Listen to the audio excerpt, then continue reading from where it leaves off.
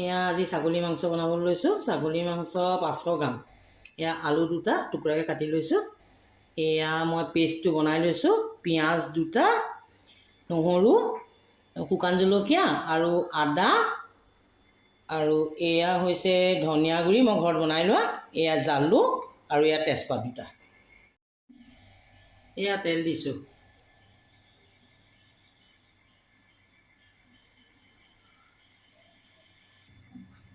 তেলটো গৰম হৈছে, তেজপাত দুটা ভাঙি পেলাই দি দিবা।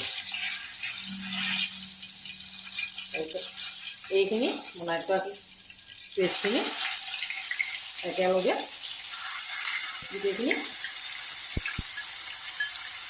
দি দিবা। জুইটো অকণমান কমাই দিব, দি পেলাই লৰাই থাকিব।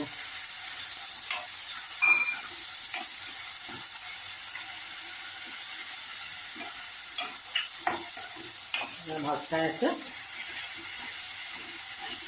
অলপ সময় ভাজিব লাগিব।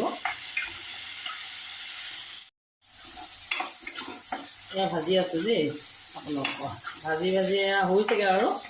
ইয়াতে এতিয়া এই ধনিয়া লৈছিলোঁ নহয় এচামুচ, এইখিনি দি দিছোঁ। এতিয়া ভাজিম। হালধি দি দিওঁ। এইটো একদম আমাৰ মানে পানী লাগিলে জালুক দি পেলাই ছাগলী মাংস, বুজিছে নাই, খাবলৈ বৰ ভাল লাগে। একদম চিম্পুল।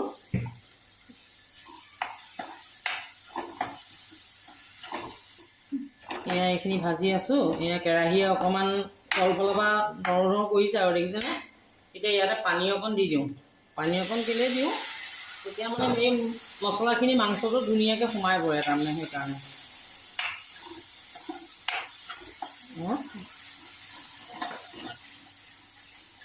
এইখিনি এয়া হৈছে, এইখিনি সেয়া হৈছে। মাংস দিব পৰা হ'লে মাংসখিনি মই দি দিছোঁ দেই।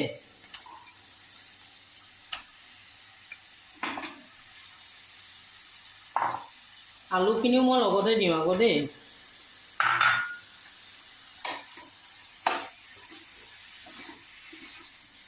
তেতিয়াহে আকৌ আলুখিনি নিমখটো সোমাব।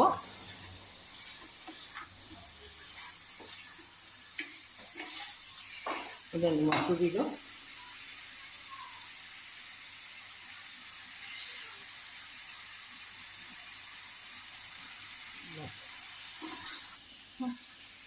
এয়া নিমখটো দি মাংসটো 5 মিনিটমান এনেকৈ ভাজি থাকিব।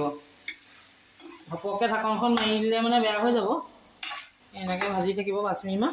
তাৰপিছত মই এতিয়া লাহেকৈ পানীটো ওলাবলৈ মাংসৰ সিজিবও থাকিব আৰু পানীও ওলাব, আৰু মই ঢাকি দিম।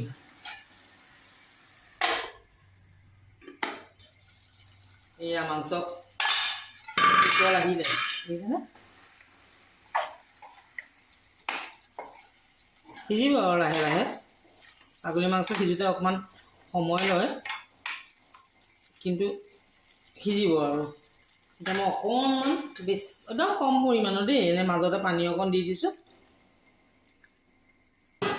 তাৰপিছত আকৌ সিজিবলৈ মই ঢাকি দিছোঁ।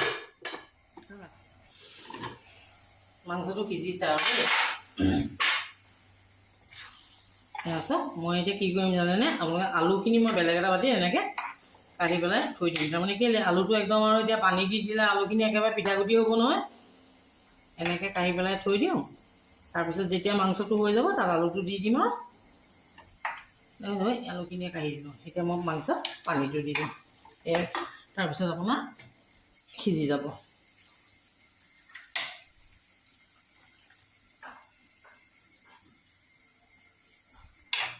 এয়া পানীখিনি দি হৈ গ'ল। এতিয়া মই কি কৰোঁ আপোনাৰ জালুকখিনি দি দিছোঁ। জালুকখিনি দি দিছোঁ। মাংস অনুযায়ী দিব আৰু আপোনালোকে।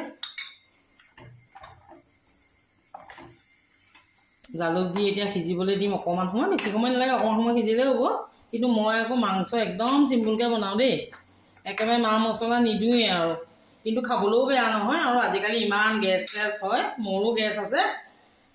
মছলা খুৱাই খাই ভাল পায় বাৰু। মই এতিয়া এনেকৈয়ে বনাওঁ আৰু দেই। এতিয়া ঢাকি দিওঁ, সিজি থওক, হৈ যাব আৰু।